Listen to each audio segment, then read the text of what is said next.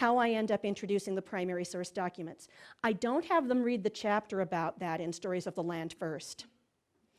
I do this first. I go deep dive into primary sources. I tell them, you're going to investigate this in the same way Chris had to investigate this, in the same way Dave Walter had to investigate this, in the same way Martha had to investigate this, in order to actually uncover, like a historian, what the connections between this document are. And we're going to do a deep dive on it, right?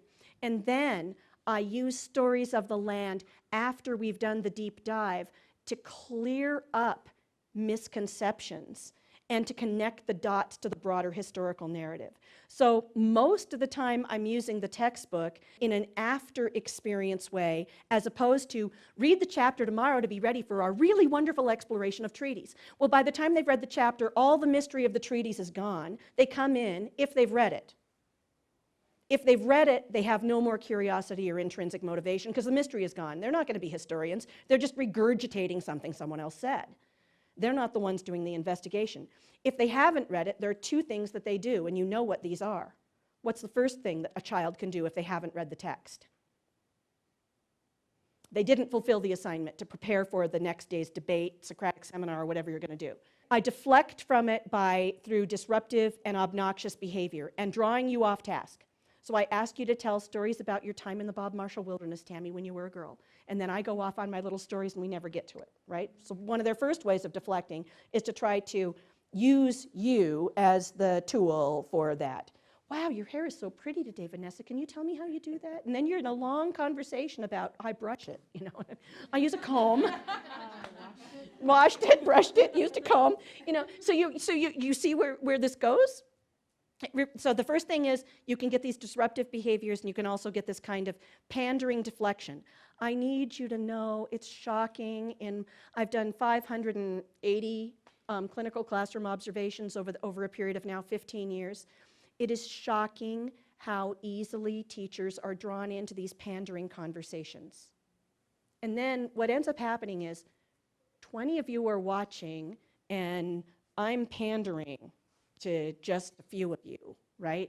And the rest of you are going, I actually went home and read the chapter. I'm never going to do that again. It's a bunch of bull. Why would I do that, right? I'm not going to do it. So they learn quickly, why bother doing the homework assignment because we're not going to get to the activity. So what's the other thing a child can do if they haven't read the chapter? There's actually three. Disruption is one. They become invisible or they start reading it, or the ones that are really clever begin gleaning bits of language from the environment and regurgitating those bits of information. So it looks like they've read it. So they're the ones that say, ditto what she said. I agree with Cam. I agree with Sib. I agree with Kimberly. I agree with Johanna. I agree. And it's just what she said, ditto, me too. Right? And they learn how to do this very effectively. They go underground and they pretend that they've read it, and the teacher may or may not get that they've read it or not, but be shocked after a wonderful discussion at how horrible the quiz scores were, how little content they actually mastered, right? Then there's another group that go, they're invisible in your classroom, they're so well behaved that they're never called out on anything. They always actually try to do their work in class. They may or may not have read it, you may or may not know, right? What's the proportion of students who you think would actually do the reading assignment if you're assigning it in that way? Tomorrow we're going to do a fantastic activity connected to treaties. I want you all to come having read the following 7 pages. 1%, Darla says. A quarter? 10%?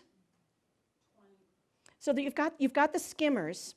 And Darla's described them, the ones that try to read it really quick and get enough information so they can say something but they don't really know it. They're just they're pulling at strings. It depends on the expectations and how you've laid it out, but I need you to know that 10% is not uncommon.